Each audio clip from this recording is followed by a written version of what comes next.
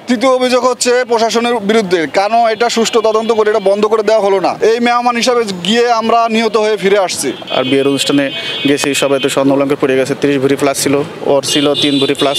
এটা মিলে আর আত্মীয় স্বজন, আমার মা শ্বশুরি সবাই মারা গেছে। আমার ফ্যামিলি খুন করেছে, সে খুনের আসামি। আমি ওই কন্ট্রাক্টরে ফাঁসি চাই। আমার ফ্যামিলির 9 জন সদস্য লোক মারা গেল।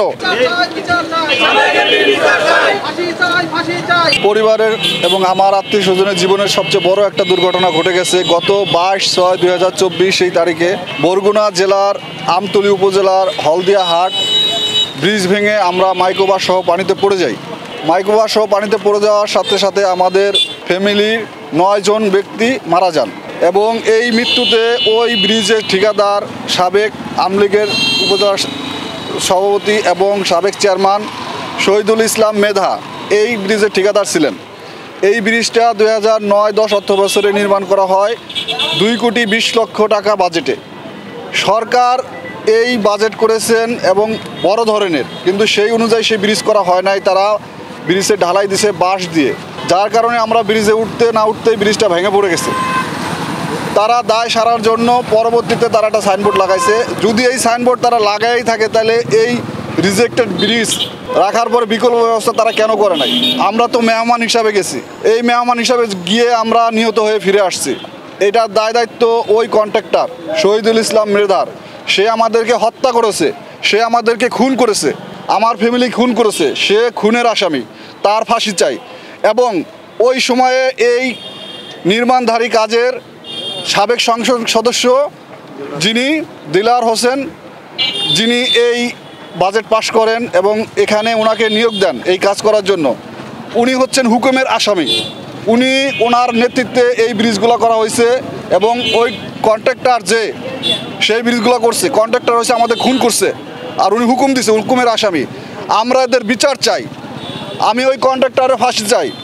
আমার ফ্যামিলির 9 জন সদস্য লোক মারা গেল, তারা এই পর্যন্ত আমাদের কোনো রেসপন্সই করে নাই। আমি এদের ফাঁসি চাই এবং আমাদের এই জানমাল ক্ষয়ক্ষতির জন্য ক্ষতিপূরণ দাবি করছি এবং আমি বাংলাদেশ মাননীয় প্রধানমন্ত্রীর কাছে আরজ করছি যাতে তারা আমাদের এই বিষয়টা তদন্ত করে সুষ্ঠু বিচার করেন এবং যে দোষী তার অবশ্যই জানি ফাঁসি কার্যকর করেন।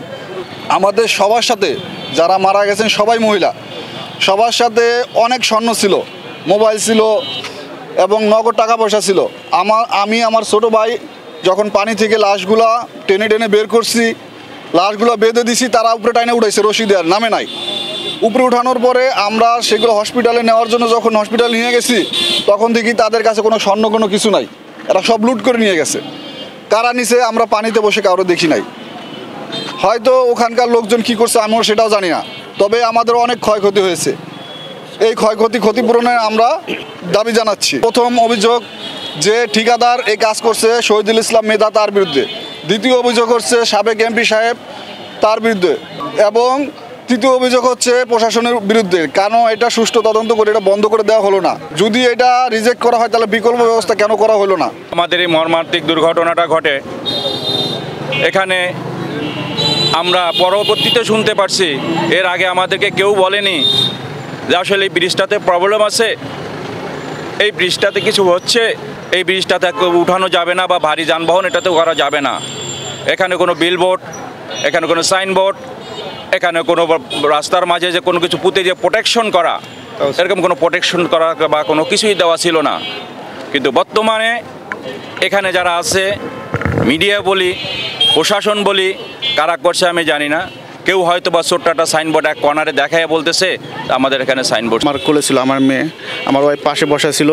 তখন যখন ভেঙে পড়ছে, আমি দেখলাম ভেঙে পড়ছে, পরে আমি ফাল দিয়া গ্লাস ভাঙা পানির ভিতরে নাইমা গেছি নাইমা ওর আমি কচুরির উপরে রেখেছি, যে কচুরি উপরে রেখে পরে একজন করে বের করছি। তো যখন ওর মাকে আর বের করতে পারি নাই, যখন উপরে লাশ পাঠাইছি, উপরে একটা একটা করে ধইরা মেয়েটাকে পরে আস্তে উপরে পাঠাইছি। পরে ওদের গায়ে অনেক স্বর্ণ অলঙ্কার ছিল। আমি তো বিয়ে করছি মাত্র 2 বছর হয়েছে, আর বিয়ের অনুষ্ঠানে গেছি, সবাই তো স্বর্ণ অলঙ্কার পড়ে গেছে। 30 ভরি প্লাস ছিল, ওর ছিল 3 ভরি প্লাস। এটা মিলে আর আত্মীয় স্বজন, আমার মা শ্বশুরি সবাই মারা গেছে। তো 65 ভরি প্লাস ছিল স্বর্ণ অলঙ্কার। এটা ক্ষতিপূরণ দাবি জানাচ্ছি। ওরা লুটপাট করে নিয়ে গেছে, ওখান থেকে কিছুই পাওয়া যায় না। আর যে ব্রিজ নির্মাতা আর ফাঁসি চাই যে এর সাথে সংযুক্ত যারা আছে এদের আইনে আনা হোক এই দাবি জানাচ্ছি।